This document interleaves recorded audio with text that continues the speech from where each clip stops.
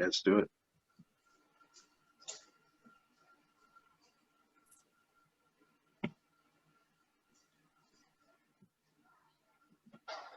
Good evening. It is September 18th, 2020. Welcome to episode 6 of Legacy Battle podcast. And this is our first show on NGSC Sports. And tonight's debate is Peyton Manning versus Tom Brady. Our podcast, we're really, all four of us are very happy to be part of NGSC Sports. Please check out their website. It's ngscsports.com for podcasts and all your sports information. NGSC Sports, we never stop. So I'm Michael Adams. Joined with me as always, we got Brian King, Kevin Adams, Brett Ebert.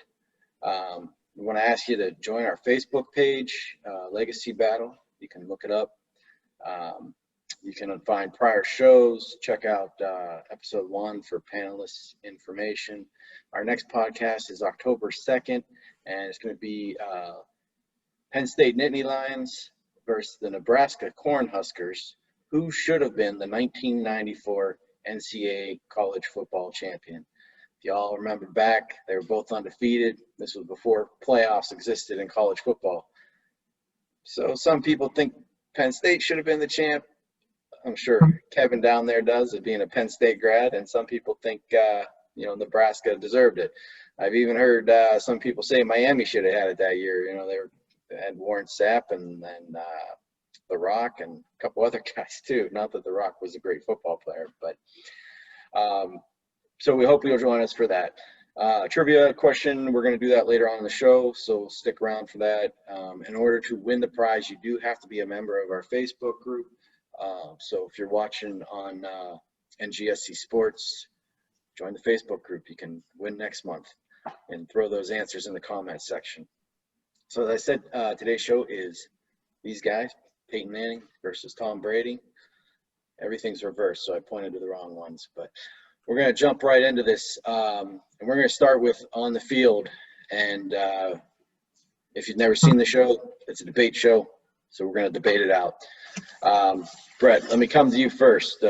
Let's start with Peyton Manning today.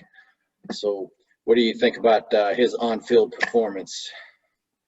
Well, talk about two of the greats here. No doubt about it. Possibly two of the top 2 quarterbacks could be argued in the history of the NFL. When you look at Peyton Manning, again, you go through statistics after statistics because there's so many of them out there. But I think something that stands out to me is, he's one of those quarterbacks that holds some NFL records. The most TD passes in a season with 55. He's got the most passing yards in a season, 5,477. He's really got a lot of, I guess what I look at too with Peyton Manning compared, again, we'll talk about Tom Brady as well, is I think Peyton Manning coming out of college into the NFL on field had a lot higher expectations on him just because, again, of the Manning family name. But again, you look at he's got NFL MVPs, he's got a Super Bowl MVP, Pro Bowls. You could go on and on for his on-field legacy. And I'll let someone else chime in here too to keep adding to it. Brian, you're a football guru. What do you think about Peyton? Well, Peyton, one thing that I think shouldn't be understated was, the way that he had his consecutive start streak that went all the way to 208 games. That was really tremendous. I believe it's only Favre is ahead of him. That is just amazing. And really Garrett numbers there. Right. So you had the Iron Man thing. It came down to the injury in 2011. With the neck surgery and everything, which is really what ended up, obviously costing him that streak. And then even when he came back, he was still very reliable, going down towards the course of the end of his career. So, that's something that really stands out to me. Also, something that stands out to me is when you look at the accolades, these guys have very similar accolades all the way down.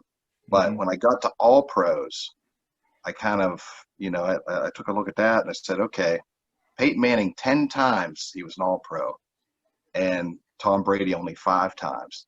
And when you think about All-Pro, I mean, that is the best in the league. They build that team for the best in the league. It's not like Pro Bowls where I mean, like a couple of years ago, they had like 8 quarterbacks on the Pro Bowl list. I mean, the Pro Bowl is ridiculous now, but All-Pro is what you really look at to find out who is, the elite players in the league.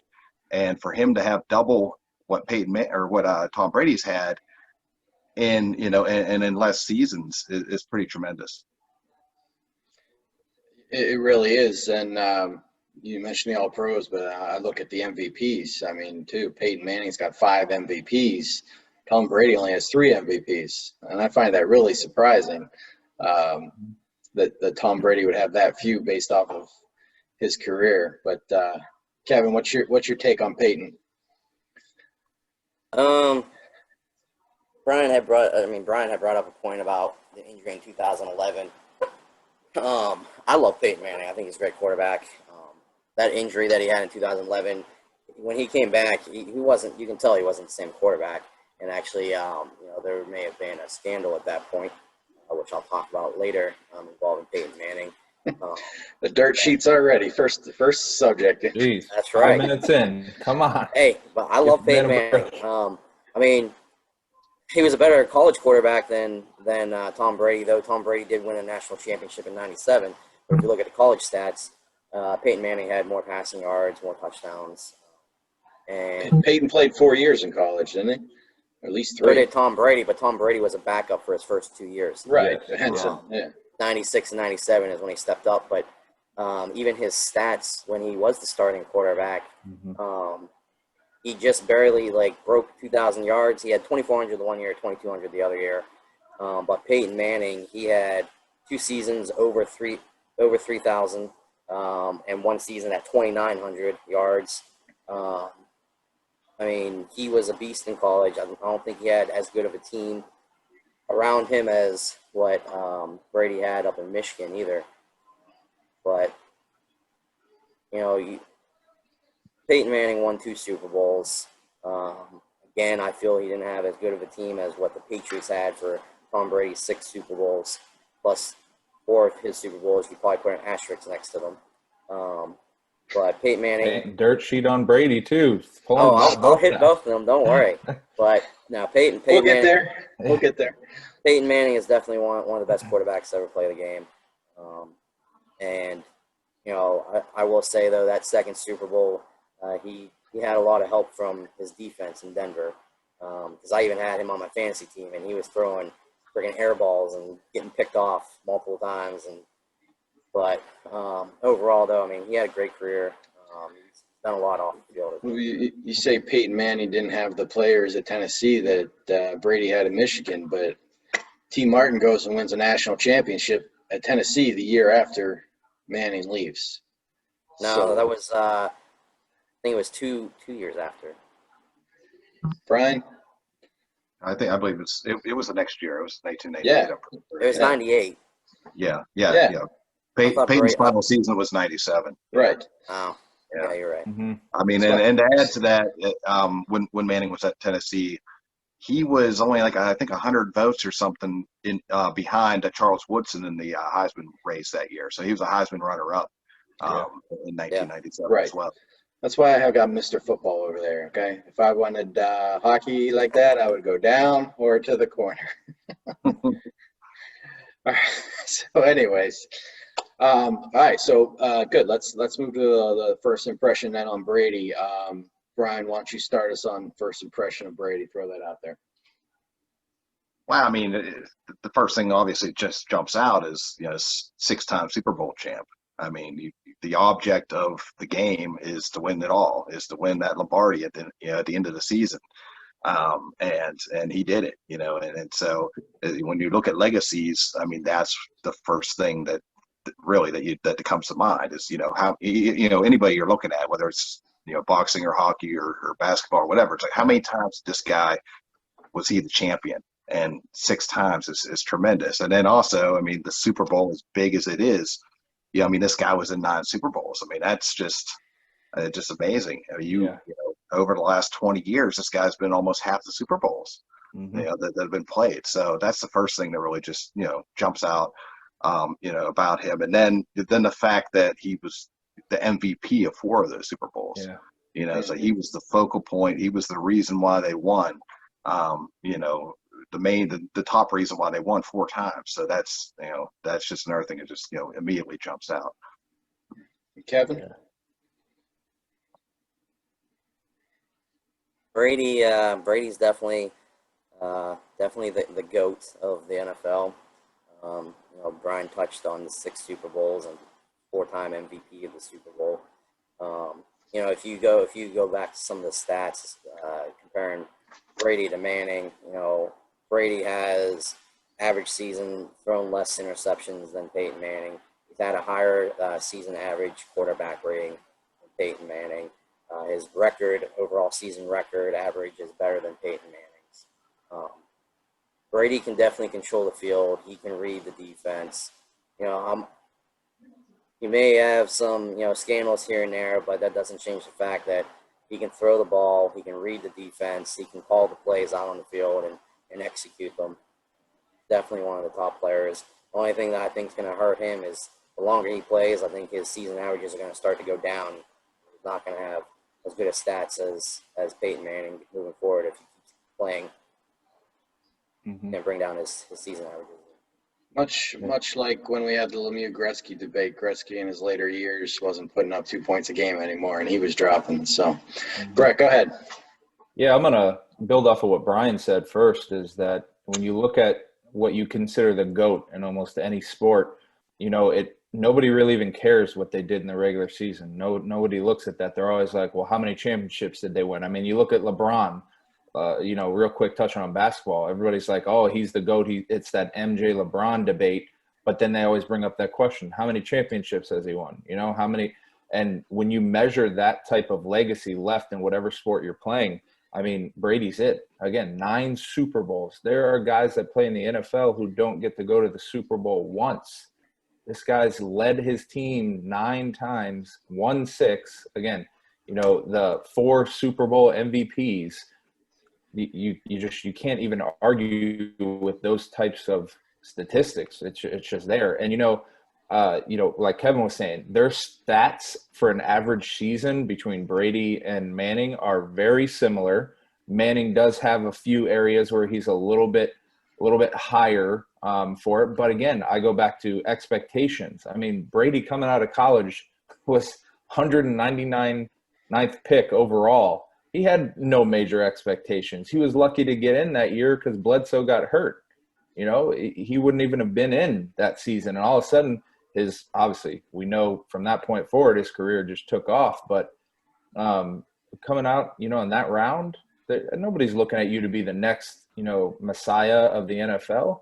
But that's where he took it. I mean, from the moment. Now, you can say that I have to agree with Kevin that the teams built around, there's a reason you call teams dynasties. Dynasties aren't just a single player on a team. I felt like, you know, Brady had the coach and the teams to really take him where he did in his career. Right. And we'll get into coaching, but before we get into that, I want to dive deep into the stats here. So Brady, I got at 1.89 touchdown passes per game. You got Manning at 2.02, so that's a win for Manning. Manning's got 270 yards a game. Brady's 261, so that's another Manning. Now the interceptions, Manning's almost throwing an interception every game, whereas Brady is at 0.62. Although that was before the Bucs game this past weekend, so that might have changed a few things. But and like you guys said, Manning had the higher completion percentage, almost by 2%. Now the wins, Peyton Manning is 107 wins over 500. So that's a 70.1% winning percentage. Brady is 155 wins over 500 for a 77.3% winning percentage. Now, as Brett, you were saying, yeah, that can come. Football isn't a one-person game, you know, whereas you mentioned basketball, you got a better chance to win if you got LeBron or Michael Jordan, regardless of who's around them. So, but football, yeah, it's definitely going to take the whole team. So I'd like to chime in on the playoff stats. Yeah, in a minute, definitely. And then the thing with Manning, though, is he does hold the record for the individual season with 55 touchdown passes. Yards, was it 5,477 yards? And that was in 2013. Now, those are both still records today. And the NFL seems to get more pass happier every season. And he's still holding on to that record. That's, 7 years now. So that Mahomes is coming for it, though. Yeah, Mahomes. I was just going to mention him. Maybe Russell Wilson this year, and he's throwing the ball around. In 20 years, we'll be talking about Mahomes. Yeah. Kevin, go ahead with the stats for the playoffs. Yeah, so, if you look at the playoff stats, Brady's definitely a better clutch quarterback. If you look at the record, playoff record for Manning, he's showing a 14-13 record, only one win over 500. Brady is 30-11. 30 wins, 11 losses. But if you want to go a little bit deeper, Brady is also ahead in touchdown passes in the playoffs. 73 touchdown passes versus Peyton Manning's 40 in the playoffs. They each average slightly less than one interception per game in the playoffs. But Brady's passing rating is also even better than Manning's, almost to 90% versus Peyton Manning's about 87. It's slightly closer, but that record just speaks volumes. And again, that could also speak to what Brett was saying about having a better team around you. But granted, I do feel like Brady was a better clutch quarterback. And then even head-to-head stats between the two of them. Right. Brian, why don't you go into the head-to-head? The head-to-head. Yeah. You got that info? Oh, no, actually, I don't know. Yeah. All right. I got it. Brett, you got it. Go ahead, Brett. Yeah, go ahead, Brett. Well, yeah, it was funny because Kevin was just talking about playoff stats, and that yes, Tom Brady. Again, when you've gone to 9 Super Bowls, you can really rack up those types of stats. I could probably get out there and throw a couple touchdown passes myself, but when you look at playoff records head to head, Manning actually leads 3-2 in playoff meetings, including 2 AFC Championship games to go to the Super Bowl. You look at head-to-head as well, and the funny thing about it, the very first game between the two, Brady's led the Patriots to a 44-13 win over the Manning's Colts, and that really set off this rivalry that they had between them throughout the years. Now, when you take it outside the playoffs, yeah, you're looking Brady has the 11-6 advantage, but again, you're talking about Peyton was on some teams that were pieced together a lot, in my opinion, whereas Brady had a team built around him year after year. And again, we'll talk about coaches here in a little bit of why that is, but that's where I see with the head-to-head. It's interesting that the regular season, Brady's got him easy, but in the playoffs, kind of a little bit of a switch around. Okay. So I'm going to this is going to be 2 different questions. So we're going to do one at a time. The first one is, if you're down 20 points in the fourth quarter, who do you want? And the second one is, if you got 1 possession left, who do you want? So we're going to start with you're down 20 points. Brian, who are you taking if you're down 20 in the fourth? Well, okay. I think I'm gonna go Peyton Manning, and the reason why is because he did this one time, and he did this, I guess, a pretty darn good defense, and that was back in 2003 on Monday Night Football against the Tampa Bay Buccaneers. I knew it. Right, that was coming out. Yeah. I knew it. First team. So Manning, he throws a pick 6 to Rondé Barber with 5 minutes to go in the game. It makes the score 35-14. So he's down 21 points, and then amazingly, in just the 5-minute stretch, he's able to lead 3 touchdown drives, gets the game tied up, and goes in overtime. Then he leads the game-winning drive for, I believe it was Vanderjagt to kick the game-winning field goal. Wasn't it the leaping call? Sorry, I have to throw that in there too. There may have been controversy call in there, yeah. but No, but he did it. He did it. I watched that game and was not happy. Right. But the fact is, he was able to make that comeback, which was amazing. I believe that's the record for the fastest comeback ever, most points, 21 points. And so, and yeah, like I said, I mean, that was right in the height of the Buccaneers, great defense with Barber and Sapp and Derek Brooks. Monty Kiffin, man. Right. Monty Kiffin was the DC.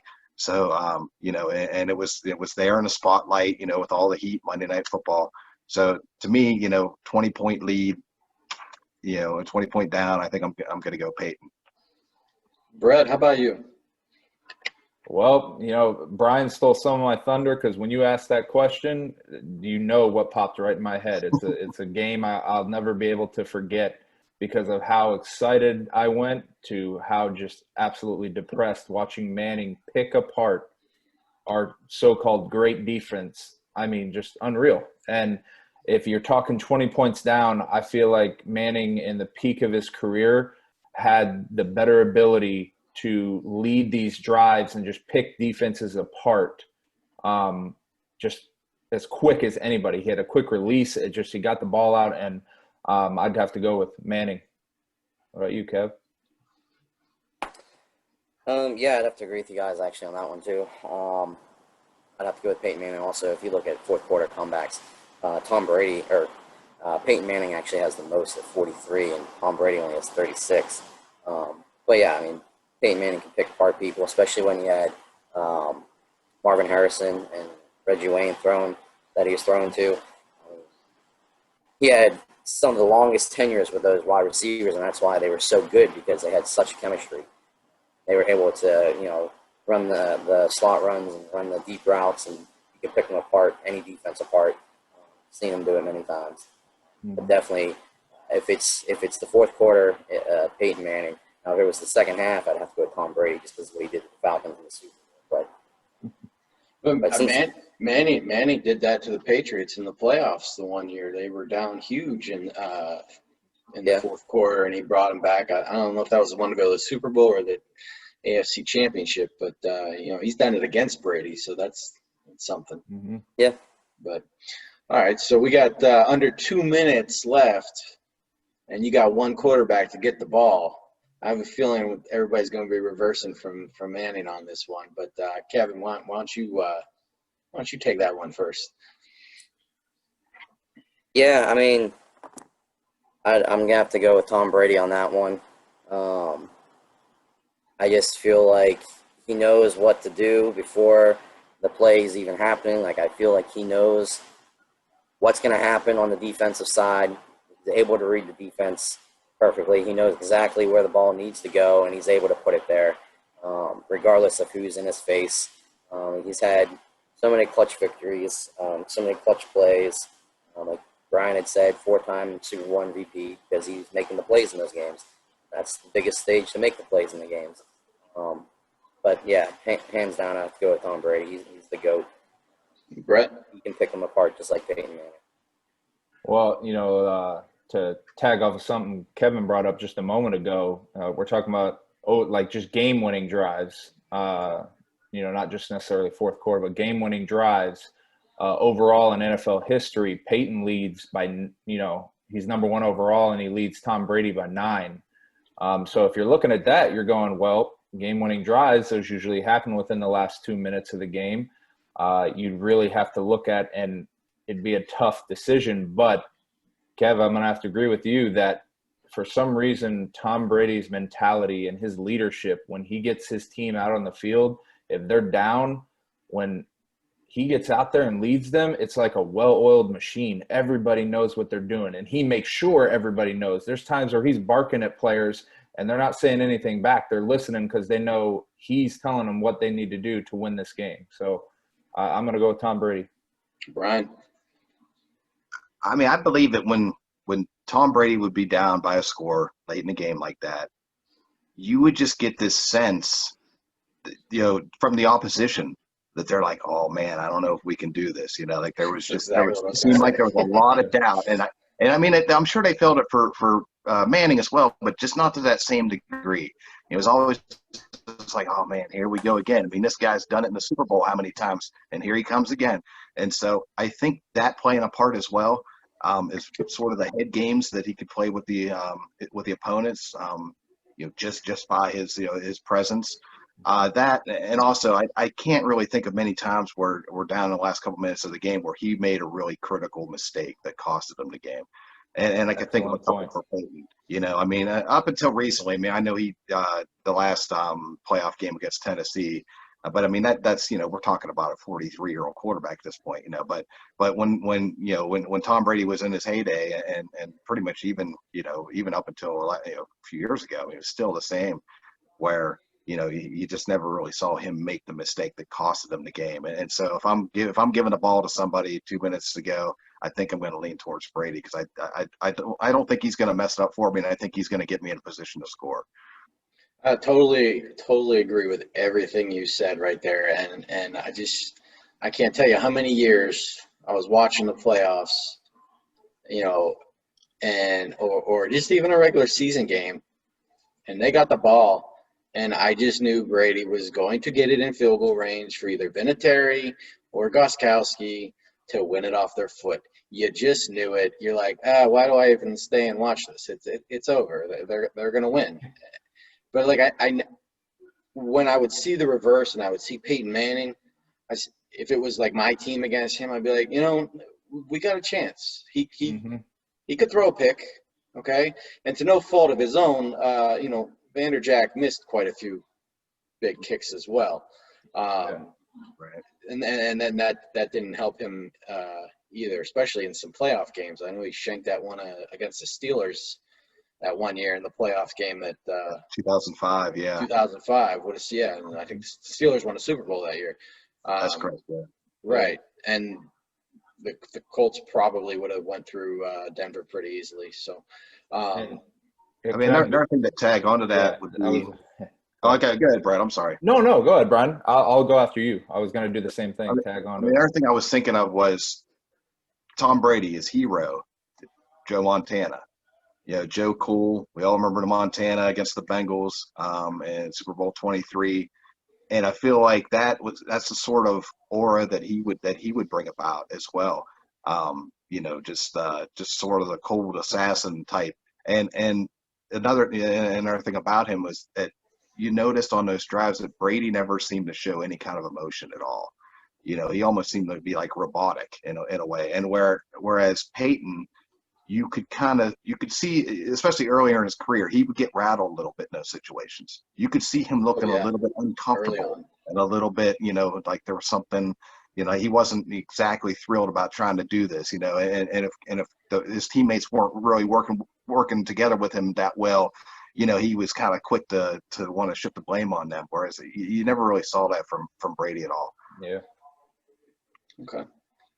Brett, did you want to add something or no? Yeah, I was just going to build off of what you and Brian both said. Just a quick point that, with Brady coming up in the peak of his career, teams' offensive and defensive schemes actually started to change a little bit when you would play the Patriots because of that exact fact of, say the team was driving down late in the game to try and take the lead of their own, they would actually be scheming both offensively and defensively of how can we leave the least amount of time on the board, because they knew if they left even a minute on that clock, the same thing, it crept into everyone's minds, man, there's too much time left. That's a great point. Yeah. Interesting fact, though, Peyton Manning does lead Tom Brady in both categories. Peyton Manning has more fourth quarter comebacks, and he has more game-winning drives. But we're all going with Tom Brady on that last final drive. Yep. Yeah.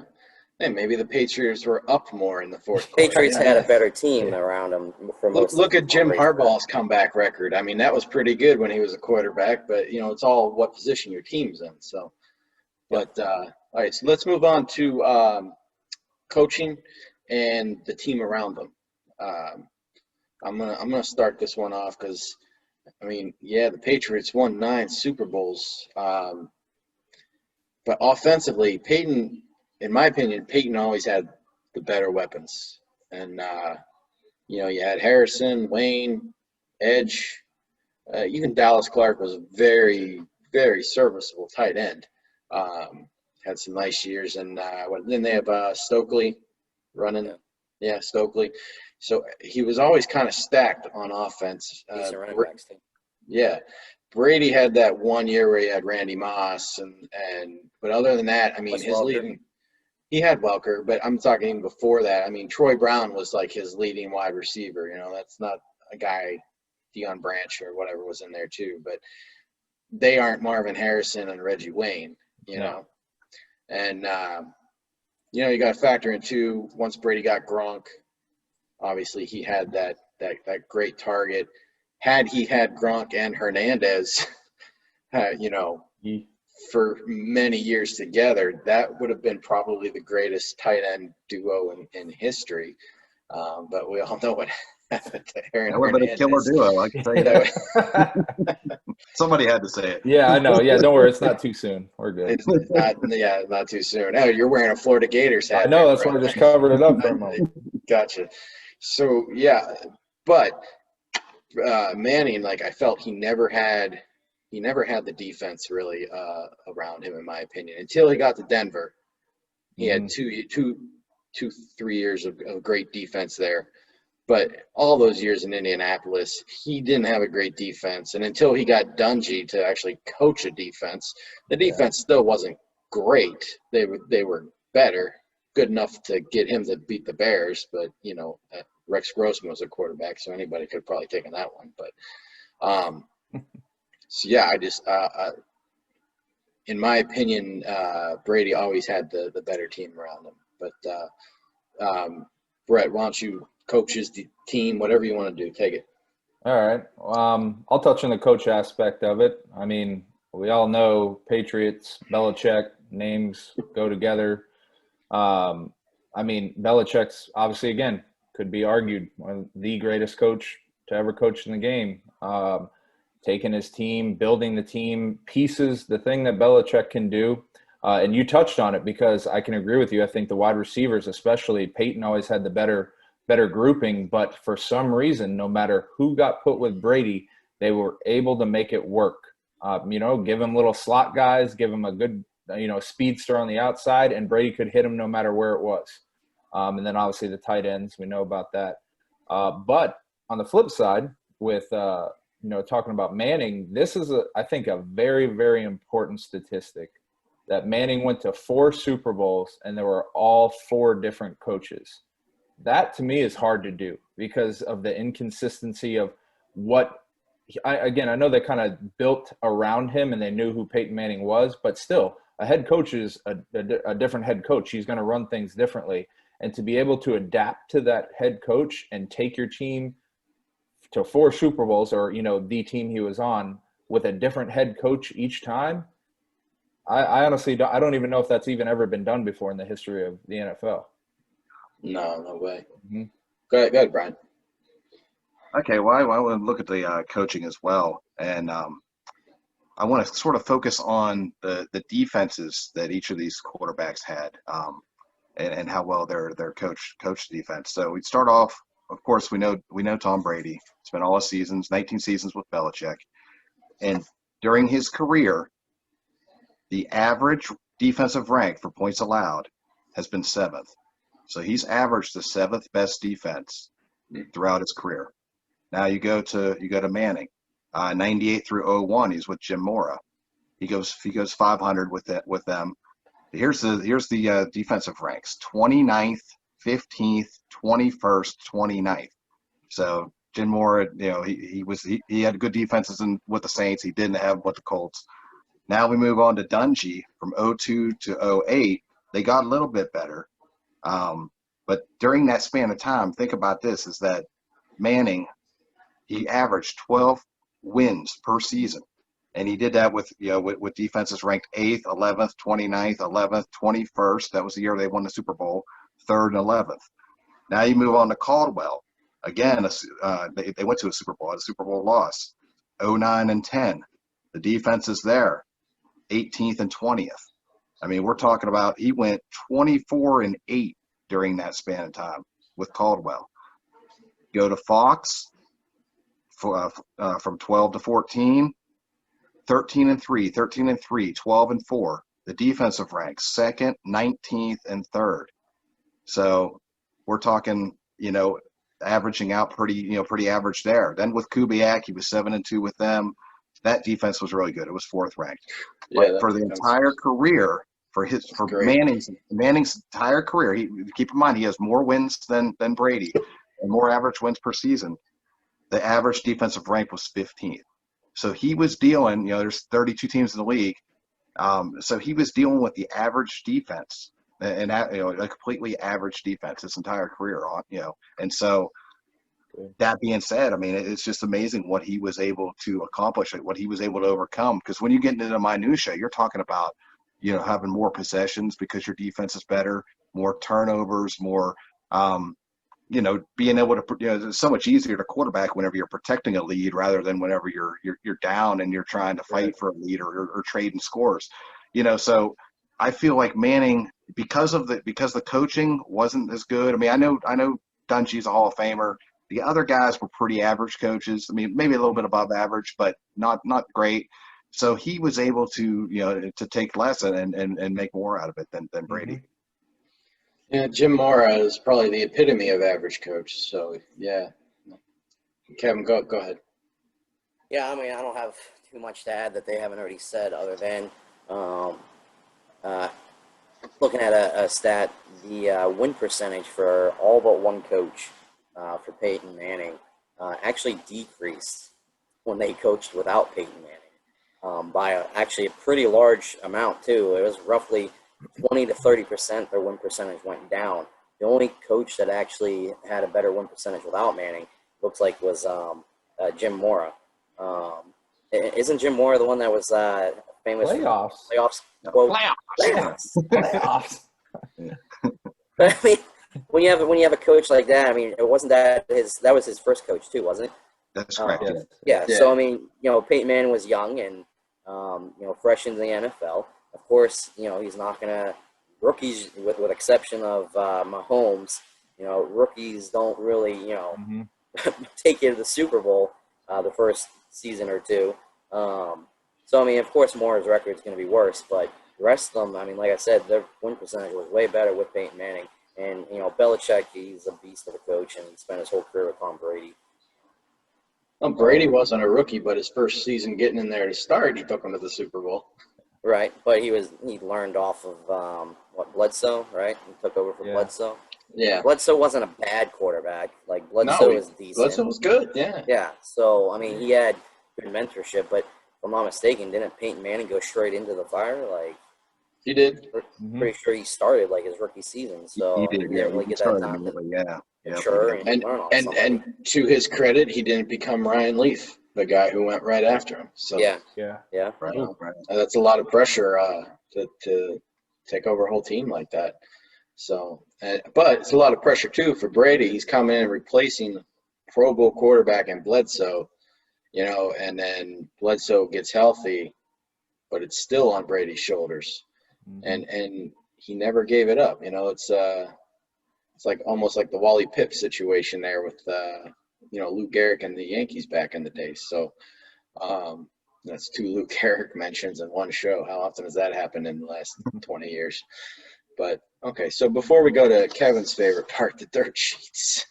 Well, one thing to add, I just want to say, go ahead. When you think about the interchange, like Brett said about the legacies of Belichick and Brady and how they're completely intertwined. We are not going to really know what Brady could have done without Belichick. I mean, I know he's with the Buccaneers now, but he's in his early 40s now. And he just did get called out by Arians. That's not a good look on your first day.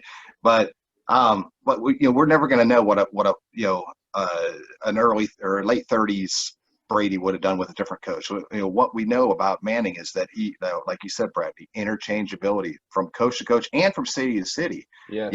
Playing because I remember thinking that okay, Peyton Manning, he's really good, but he plays in the dome. I wonder what he could do outdoors. Well, where does he go? He goes out to Denver. I mean, the weather's no joke out there, and he still performs. I mean, he performed better than he did there than at Indy, arguably, with setting the records and everything, So, 55 touchdowns with Denver that one year. So it's just, it's really, it speaks a lot to Peyton's legacy when you look at the different coaching staff and the different venues. Right. All right, let's go to, we'll keep this one short. Let's go to star power. So we got these two just really handsome guys behind me, although I think most women would say Mr. Brady's more handsome. But let's look at their star power. Now, obviously, Brady isn't done with football, so you can't say who's become the bigger star after football. But he's still done quite a bit. So, Brian, why don't you start out on that one? And let's try and keep this one short. Well, I mean, as far as the more of the household name, I think it would be Brady.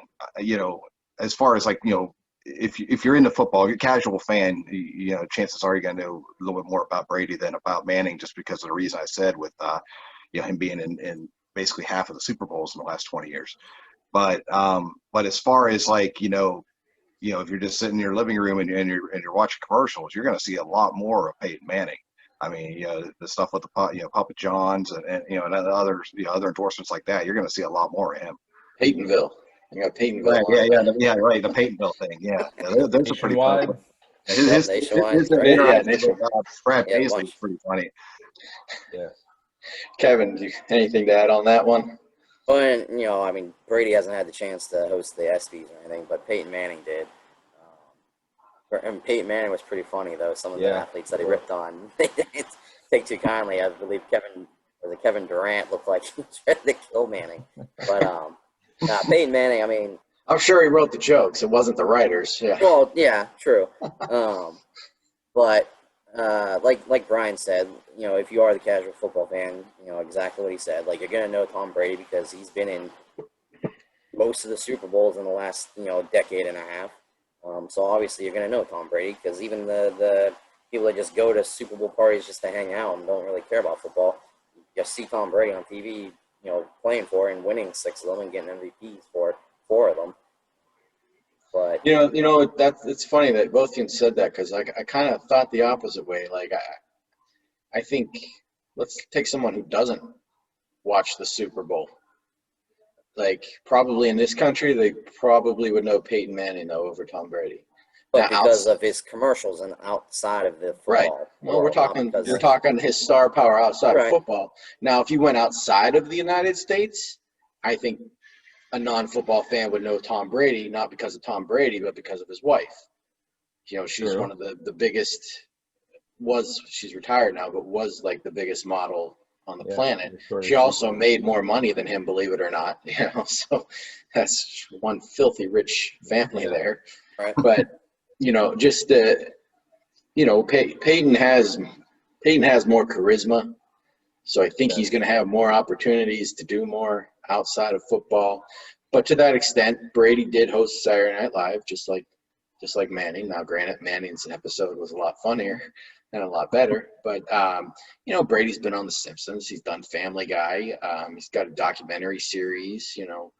Manning's done everything. I think it was our last show, Brian, you brought up Cena being on Ferdinand, the movie Ferdinand. Well, Peyton Manning was one of the other bulls who got shipped to the becoming meat factory. So, but, so he can be a star outside of football, and I think his maybe like TV. He's got a TV show now too, I think, and movie roles are just going to continue. He was on SNL a couple times too. Mm-hmm. Yeah, he's done it quite a few times. Brad, anything you wanted to add real quick on that? I mean, you all touched on most of it. The thing I had that I had looked at a little bit was also that Brady. If you're just talking about name brands, it's interesting because Peyton playing in in multiple cities, whereas Brady was just in one.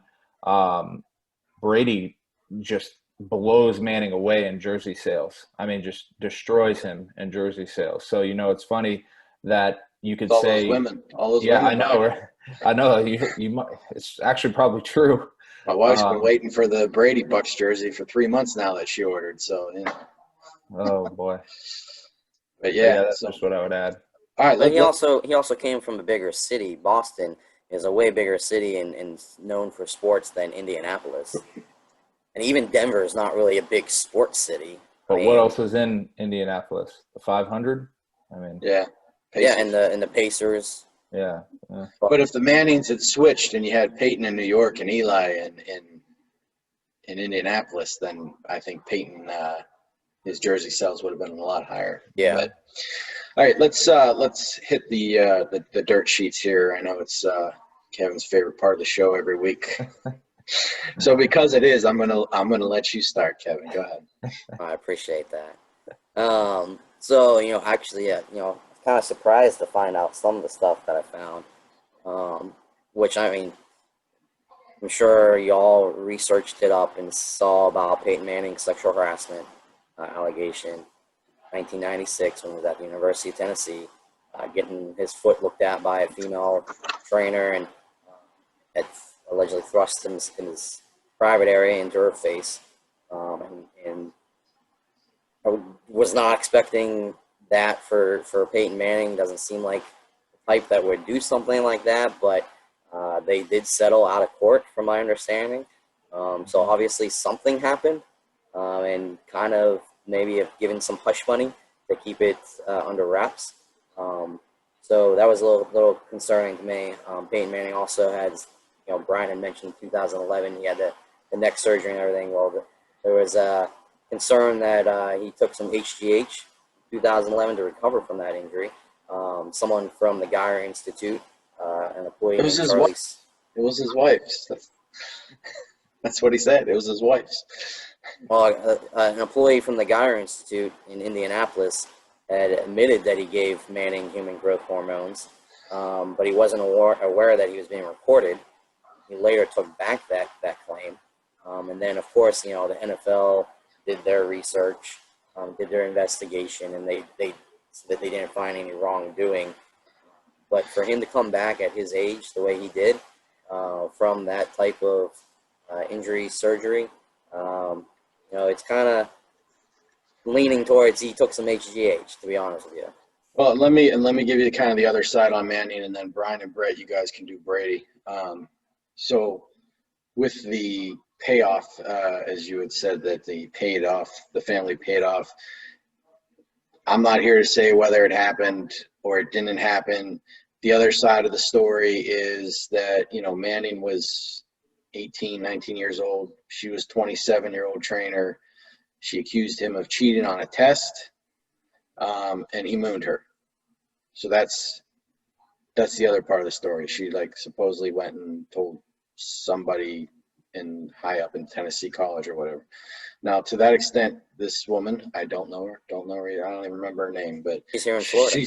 She has sued the Manning family several times. She's also sued the University of Tennessee several times for others that she has claimed that has harassed her. It may be true. It may be not. Unfortunately, that's the kind of world that we live in. There's always two truths. So we just don't know. But just something in a positive light on Peyton is his character. Something positive for his character. Alex Gonzalez, who was a wide receiver that was drafted while he was technically still in college. He was taking summer classes complete, couldn't make the mini camps, things like that. When he was drafted, Peyton Manning would drive to his house 3 hours every day just to help go over the playbook with him and get him ready. And that's something that, it's good. It's good. It shows that he really cared about winning. And Tony Dungy was actually someone who's pointed that out, that, Peyton has a really, really good character and is just the ultimate teammate. So, Brett, Brian, you guys can go ahead, Brian. Brady. Take it off. I mean, the things that jump out, obviously, with Brady, you had the Spygate incident, 2007. We all know about that, filming the practices, to gain an unfair advantage. They were punished for that. They lost a number 1 draft pick. I believe it was 2 years later, and so that's it's pretty firm that it occurred. You had the Deflategate thing. Brady came out and he at least admitted as much that he likes that for the pressure to be down in the balls. And 11 out of 12 of the balls used in the AFC Championship game against the Colts were lower than the standard PSI. So that was a thing. You had with the Patriots, you had the IR gate, which was where they were putting players on, messing around with their injury status in order to get an advantage. That I forgot about that one. Yeah, that one occurred in 2013. There was an alleged, which it never was proven, but it was alleged that they videotaped the St. Louis Rams walkthrough before Super Bowl 36, which that was Tom Brady's first Super Bowl victory. In 2000, well, I guess it was February 2002, but 2001 season. So that's really what kicked off his legacy. And if that happened to be true, I mean, that's a big black mark on his legacy as well. And then of course, one sort of near and dear to my heart as a Steelers fan, there was the 2015 opener against the Steelers. Whenever the headsets, all of a sudden they got some kind of weird broadcast of the headsets, and the coaches couldn't hear each other. That occurred at Gillette Stadium. So, and then of course, Brady just give him a little advantage like that, and he's just going to kill you. Yeah. So those are the ones that jump out to me as sort of black marks on his legacy, and they all involve cheating or sort of bending the rules. And Peyton was always convinced that they were recording conversations in the locker room when they went to play in New England, so he quit having conversations in there. So who knows? Go ahead, Brett. Created sort of a stigma, yeah. Man, so if we're talking about cheating based off of our prior episodes, it should be an easy decision tonight for some of us. But no, Brian touched on all the important things regarding Brady. He's just been involved in a lot of different scandals that just don't look good within the sport. Some of it can be explained away because, he's not in charge of everything for that organization, but, some of it's on him, and he knows it. He owned, when they were talking about the Deflategate, he owned it. He admitted to it, but, just something to add real quick, he gets here into Tampa to play for our Buccaneers, and man, he starts making a name for himself right away. I mean, he ended up walking into the wrong house. A guy came home. If you don't know this, he came home and the guy was like, "What are you doing in my house?" He thought he was in his house that he was renting. The guy, and then it was nice. Brady ended up having a drink with him, staying there, chatting about things. At least Brady was cool about it and was not I'm the GOAT. I can do whatever I want. So he broke into someone's house is what you're saying. Yeah, basically, yeah. And then he was in a park in Tampa when he wasn't supposed to be, and security had to come, and they didn't realize it was Brady at first. They had to kick him out of the park. So, I mean, he's been making a name in Tampa already for himself, and unfortunately not the right way. I mean, if he would have won that game one over the Saints, people might have overlooked all this, but expectations are high for him right now. Brady's he's been a slow starter for how many years now? Everyone's like, "Oh, the Patriots are done," and then all of a sudden they're 2-4, and then they're 10-4. So yeah, let's see what happens. Cincinnati. and I'm not going to hold breaking into a house against them because I might have done that once in a dart gun game. Yeah, you did. Breaking in a house. And let's not forget the tuck roll too. The tuck roll that sent the Raiders home, and the Raiders should have won that game. Yeah, that's not his fault though, but yeah. Oh. So, all right. Well, before we give our final pick, let's get out that trivia question for a prize. Prior winners, you guys are still ineligible. Eventually, you will be eligible again. You must answer all parts of the question, and you must be a member of the Legacy Battle Facebook group to win. So please join the Facebook group. Tonight's prize is a Dominic Hasek rookie card. And here's the Dominator. Yep. Here's the question. Name the actors who played the starting quarterbacks for these fictional football teams: the Washington Sentinels, the Texas State University Fighting Armadillos, and the Citrus State Prison Mean Machine. Oh, I know all those. Machine. So if you got all three of them, put that in the comments section, and we'll get you a prize mailed out. As always, if no one gets it, then we'll type it up on the page too for somebody to get. So, all right, let's go to our judgment. And Brett, I'm gonna let you go first. Is it gonna be Manning or Brady? All right. Well, both of these guys are highly respected teammates. Most of their teammates have really nothing but great things to say about him. I mean, Brady gets here, and the first thing that comes out of camp that's being quoted from players, you got Mike Evans saying, he's the GOAT and he's the greatest, one of the greatest and favorite teammates he's ever played with. And I think that speaks volumes to what type of player, Brady is. He's got the playoff stats. He's got everything. Now I'm going to do a little Omaha, call it out there, and switch it over to Manning, because I'm looking at the peak of their careers. I just see Manning was better. I think Manning did more with what he had. We talked about that earlier, than being in a consistent scheme like Brady had with Belichick. And I'm going with Peyton Manning tonight. Okay. Kevin.